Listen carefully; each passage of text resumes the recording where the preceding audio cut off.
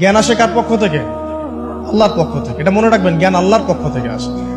হ্যাঁ, জ্ঞান কখন আসবে? যখন আপনি পরিশ্রম করবেন, আপনার পরিশ্রম আল্লাহ পাক দেখবেন, আপনি ধারাবাহিকভাবে লেগে থাকবেন, আল্লাহর কাছে বেশি বেশি দোয়া করবেন, পাপ ছেড়ে দিবেন, গুনাহ ছেড়ে দিবেন, গুনাহমুক্ত অন্তর নিয়ে আল্লাহর কাছে কান্নাকাটি করবেন, আল্লাহ পাক ইনশাআল্লাহ ইলম দান করবেন ইনশাআল্লাহ। ইমাম শাফিঈ রাহিমাহুল্লাহ বলতেন যে আমি অনেক পড়ি কিন্তু ভুলে যাই। তার ওস্তাদ তাকে বললেন যে তুমি পাপ করা ছেড়ে দাও, যদি গুনাহ করতে থাকো তাহলে তোমার অন্তরে আল্লাহর নূর নাজিল হবে না। ঠিক আছে, গুনাহ মুক্ত অন্তর নিয়ে ইলম চর্চা করতে হয়। আল্লাহ পাক তৌফিক দান করুন। আর ইলম অর্জন করে যদি অহংকার আর হিংসা চলে আসে, তাহলে সেই ইলম হবে শয়তানের ইলম। শয়তান প্রচন্ড আলেম ছিল, কিন্তু ইবলিস কি ছিল? আলেম ছিল। সে কিন্তু আলেম আর আবেদ ছিল, সে ইলম অনেক অর্জন করেছিল এবং আল্লাহ পাকের প্রচুর ইবাদত করত, কিন্তু তারপরেও কেন সে জাহান্নামী হলো?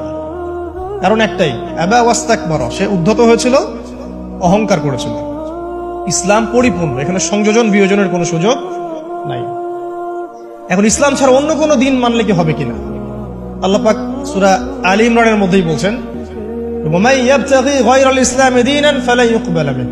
কেউ যদি ইসলাম ছাড়া, এই পরিপূর্ণ দিনটা ছাড়া অন্য কোনো জীবন ব্যবস্থা তালাশ করে, তার পক্ষ থেকে কশ্চিন কালেও কোনো আমল কবুল করা